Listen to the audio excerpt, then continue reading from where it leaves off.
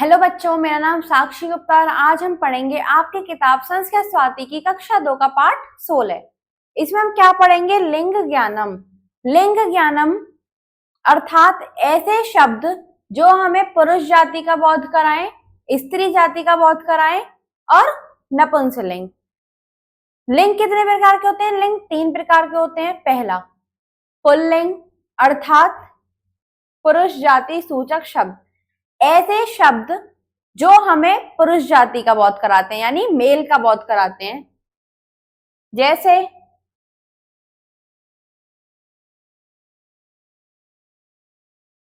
बाल कहा अर्थात बालक, बाल कहा अर्थात बालक।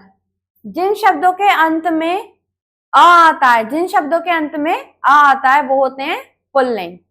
पिकहा यानी कोयल, पिकहा कोयल, ये क्या है? पुल्लिंग। शिक्षकः कह शिक्षक, वृक्षः पेड़, सिंहः शेर। श्रमिकः श्रमिक, मेघः मेघ, पर्वतः पर्वत, पादपः पौधा, छात्रः छात्र। इन सब के अंत में क्या आया? अ। तो ये हमें किसका बोध करा रहे हैं? पुरुष जाति का। यानी ये कौन सा शब्द है? पुल्लिंग।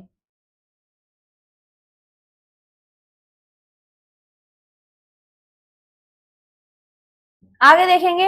मूषकः चूहा, गायकः गायक, अश्वः घोड़ा, मयूरः मोर और वानरः बंदर, वानरः बंदर। गर्दभः गधा, चषकः गिलास, व्याघ्रः बाघ, दंतः दांत, चालकः चालक। ये कौन सी जाति का बोध करा रहे हैं? ये हमें पुरुष जाति का बोध करा रहे थे। कौन से शब्द हैं? ये है हमारे पुल्लिंग। चलते हैं अगले पर। अगला है हमारा स्त्रीलिंग यानी स्त्री जाति सूचक शब्द। स्त्रीलिंग अर्थात स्त्री जाति सूचक शब्द। बालिका, बालिका, कोकिला, कोयल। जिन शब्दों के अंत में का आता है या आ। पुल्लिंग जो थे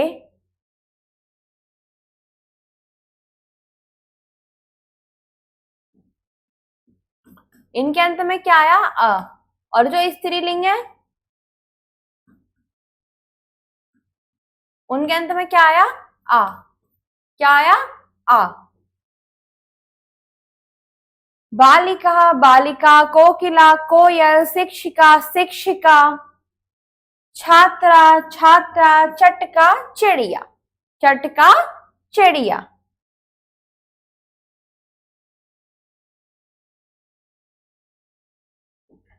अजह बकरी, गायिका, गायिका, बाटिका, बाटिका, शाखा, शाखा, माला, माला।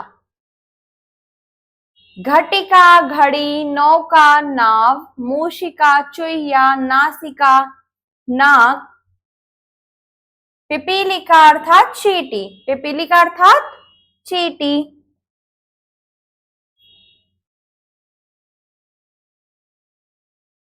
शिला अर्थात शिला, कलिका अर्थात कली, रोटिका अर्थात रोटी, मंजुषा अर्थात पेटी, मक्षिका अर्थात मक्खी।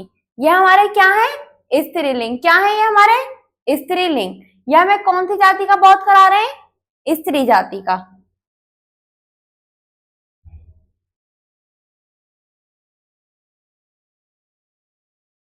नपुंसकलिंगम, नपु नपुंसकलिंगम, ना स्त्री जाति सूचक और ना ही पुरुष जाति सूचक शब्द। ऐसे शब्द ना तो वो स्त्री जाति में आते हैं और ना ही वो पुरुष जाति में आते हैं, वो होते हैं नपुंसकलिंग।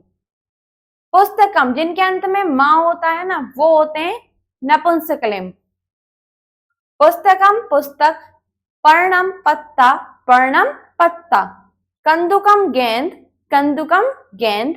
पुष्पम फूल, फलम फल, फलम फल।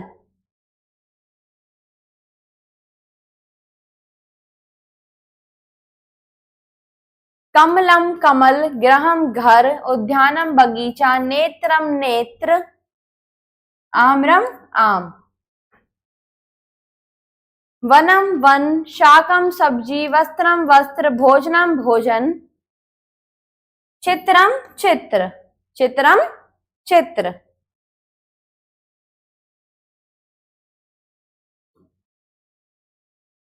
सोपानम सीढ़ी, वातायनम खिड़की, उपधानम तकिया, द्वारम दरवाजा, दुग्धम दूध। क्या पढ़े हमने? पुल्लिंग, स्त्रीलिंग और नपुंसकलिंग।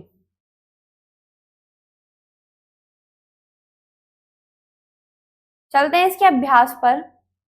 उचित विकल्प का चयन कीजिए, उचित विकल्प का चयन कीजिए। लिंगः कति सन्ति, यानी लिंग कितने होते हैं? 2, 4, 3। कितने होते हैं? लिंग 3 होते हैं, पुल्लिंग, स्त्रीलिंग, नपुंसकलिंग, तो 3।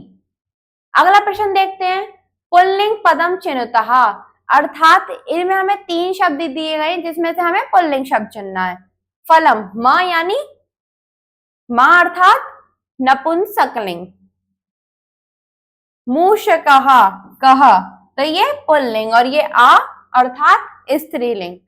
बालिका इति पदम अस्ति, बालिका क्या है? आ रहा है तो क्या है? स्त्रीलिंग। किस पर निशान लगाएंगे? स्त्रीलिंग। नपुंसकलिंगम पदम चुनत्य, अर्थात इसमें से नपुंसकलिंग पद चुनना है, तो नौका आ यानी स्त्रीलिंग, छात्रः अर्थात पुल्लिंग और जलम अर्थात नपुंसकलिंग। इसी प्रकार से आप अपनी अभ्यास पुस्तिका में इन सभी को कर लेंगे। उचित मिलान कीजिए, उचित मिलान कीजिए।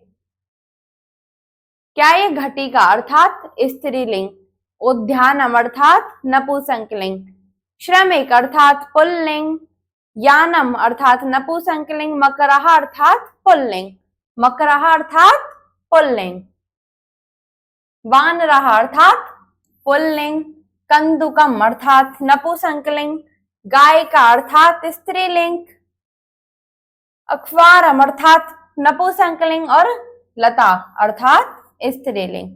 इसी तरीके से आप अपनी अभ्यास पुस्तिका में इसको मिला लेंगे और आपका ये पाठ पूरा होता है। इसमें आपने क्या पढ़ा? लिंग, पुल्लिंग, स्त्रीलिंग और नपुंसकलिंग। धन्यवाद।